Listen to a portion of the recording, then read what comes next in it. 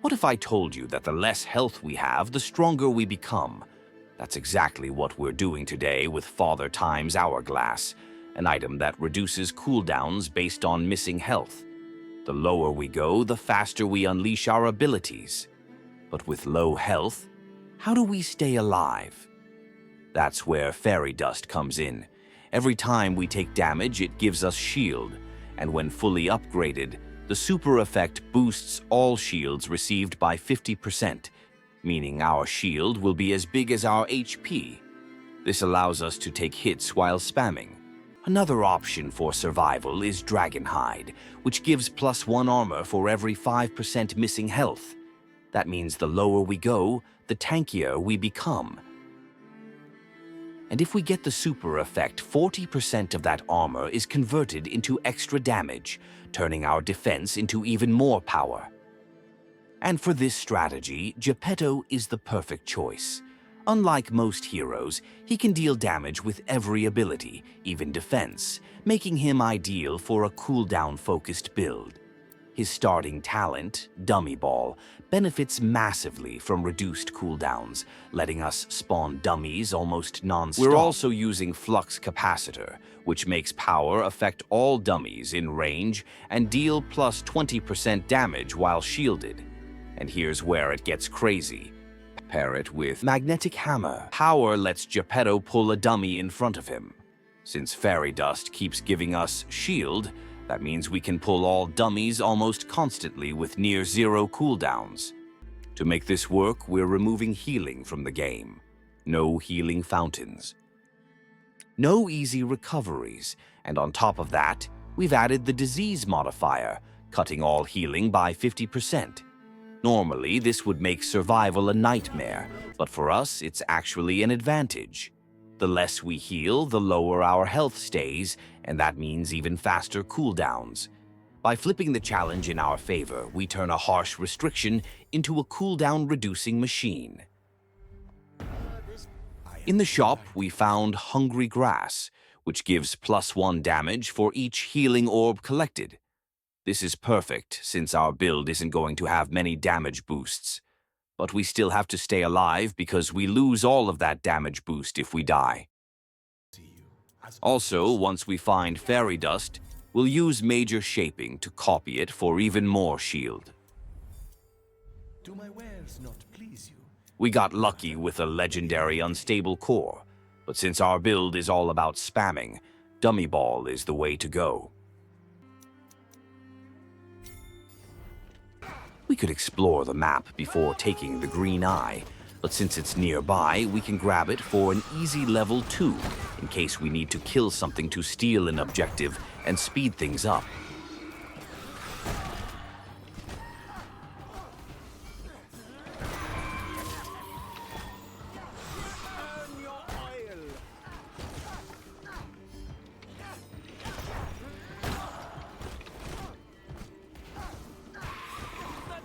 Scoundrel.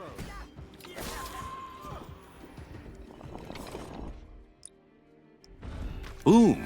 The yellow eye is up next, and it's going to get us a fast level 3. Laser lenses is perfect for damaging abilities, and it will turn our defense into an offensive ability, helping our cooldown-focused build in the long run. But hold on, before we rush in, let's take a detour and explore the map. You never know what we might find. Could be a stealable objective or the key just lying there instead of tucked away in the blood ritual, which would be way harder to find without the eye. Oh, and removing the healing fountain. That's a game changer because the eye's going to reveal them all, making this process a whole lot easier. We could totally steal that yellow chest for free and grab those dream shards while we're at it.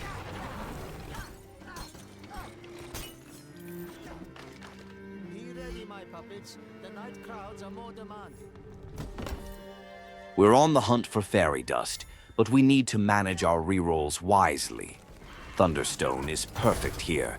It spawns 3 dummies at the start of each fight, giving us that extra damage and distraction right from the get-go.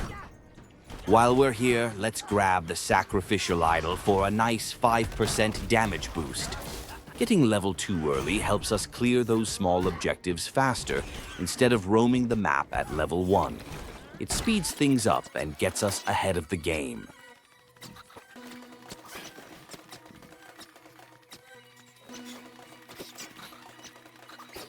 After that awesome discovery, now it's time for the yellow eye. Bombs away!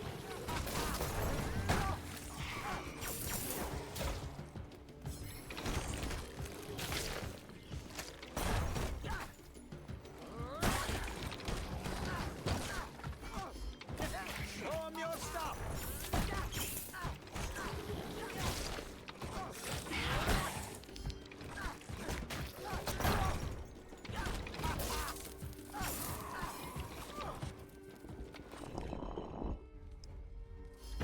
The key was revealed for us, and the strategy is definitely paying off.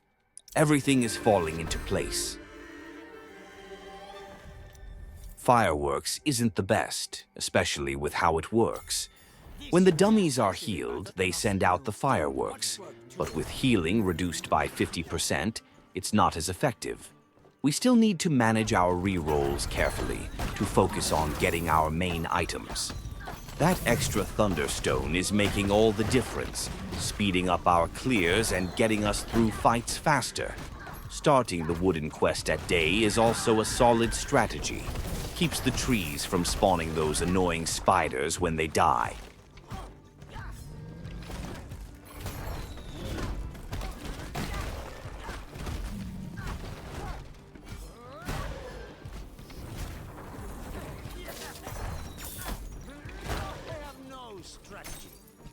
Those trees from the outside are definitely helping to make sure we collect all 15 woods.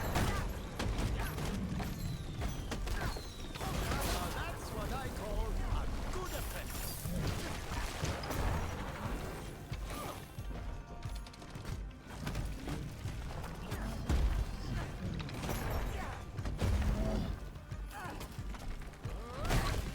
Getting 2 red dream shards from the wooden quest is great luck because hungry grass is waiting for us at the shop, and that's going to start boosting our damage early on.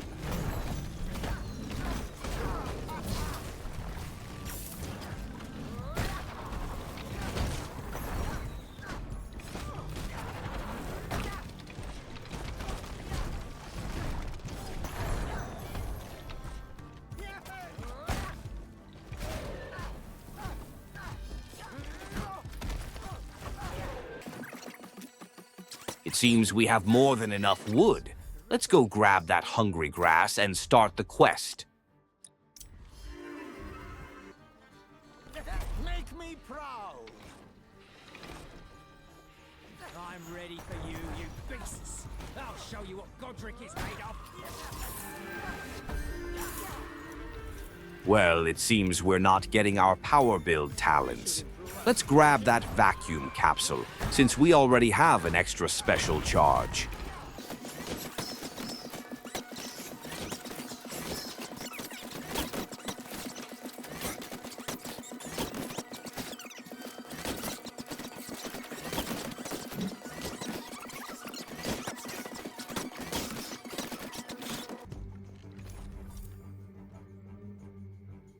Here it is, Father Time's Hourglass. Now we just need to grab fairy dust to get the full benefit from it. Not having Wishing Well is definitely hurting us, since we don't have a guaranteed rare item. Let's check what the refugee camp might offer us. It could have something useful to push our build forward. This swine has been reanimated. Fascinating. Of course, not getting that -5 armor is a relief. We're already putting our life in danger with this low health strategy. As you saw, I ignored the old man for now since one of his options is to copy an item. I'll come back once I have 150 dream shards. Since our special is cursed, things are going to be tougher, and I definitely don't want to die to remove the curse and lose the damage boost from hungry grass. Bravo, my little scapegoats. An excellent benchmark.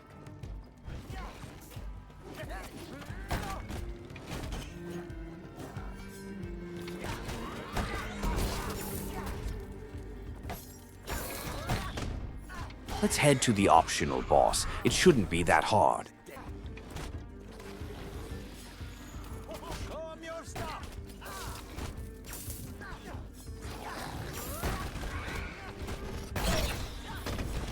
Being low on health is actually giving us a nice 20% cooldown reduction, which is almost like having 3 epic items. It's working out in our favor.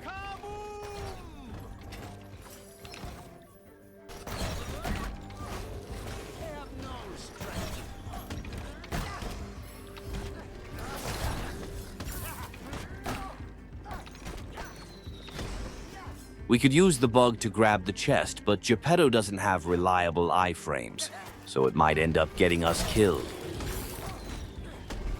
Well, that was insanely fast. That vacuum capsule is making enemies stagger in the blink of an eye.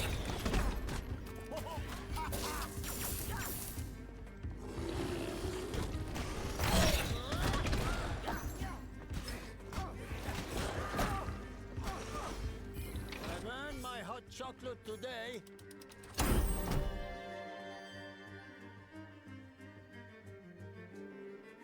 Tamatabako is going to be a game changer.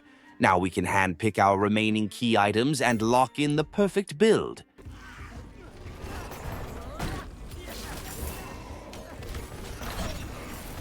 That's my little scoundrel.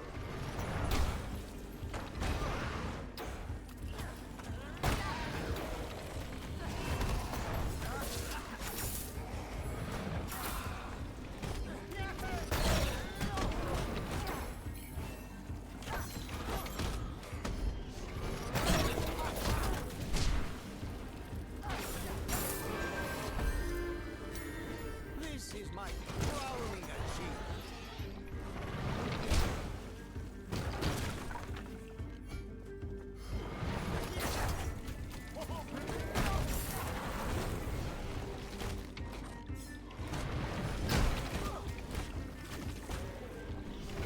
Trying my best not to aggro more enemies, especially with that laser, but it looks like we're pulling them in anyway.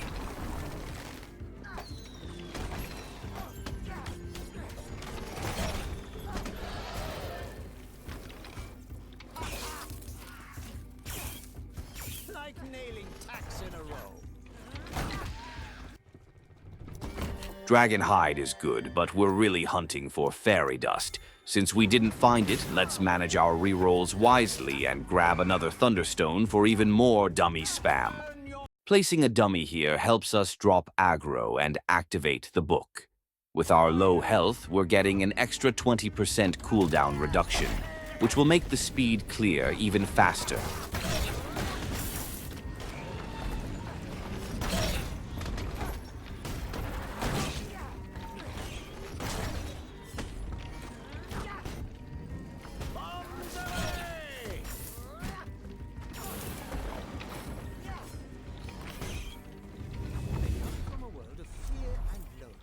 Since we don't have fairy dust or dragon hide, armor will help us survive while staying at low health for that sweet cooldown reduction.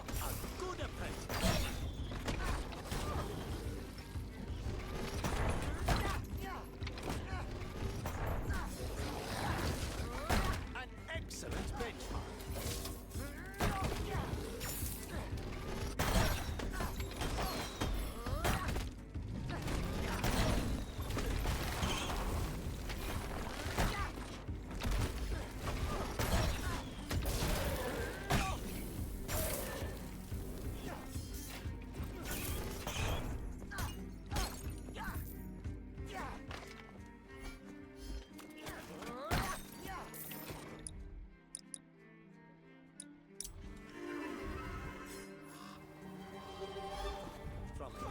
Well, we didn't grab any rare items, and I'm not sure if upgrading a talent from common to legendary will make a huge difference.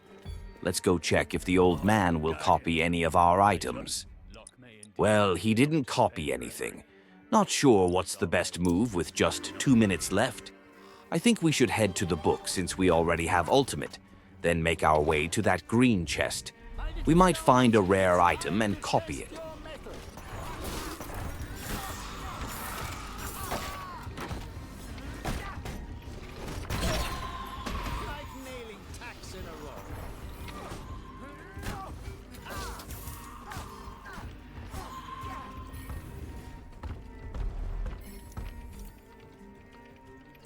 2 stars of fate?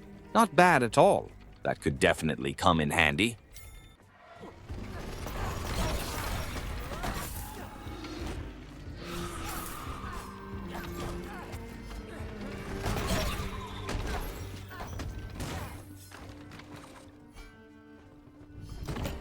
I was hoping for fairy dust, but dragon hide is a solid pick as well. Now we can copy it and keep that low health strategy going strong.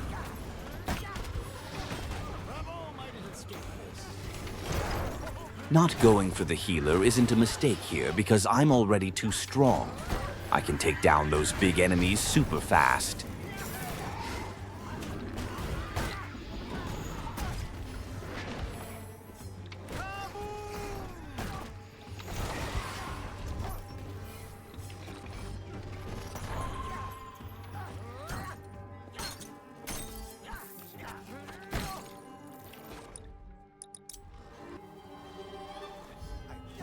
Here's the second dragon hide. Now I'm thinking about upgrading a random talent to legendary, but I don't have any hope diamonds or economy items. We might need those dream shards for the next store, so I'm not sure if it's worth it.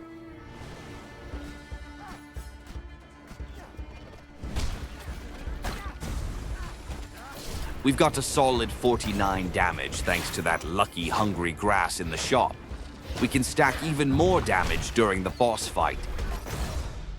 Not enough cooldown? Let's hurt ourselves to get those cooldowns cranked up. Time to make the most of that low health.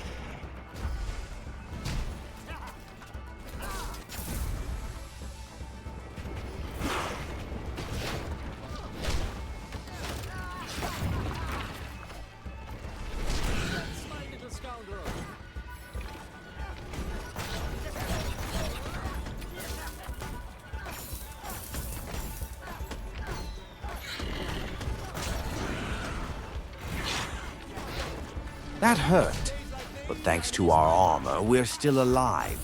We could go and kill the boss directly, but we might as well keep going, hoping for more orbs to boost our damage with hungry grass.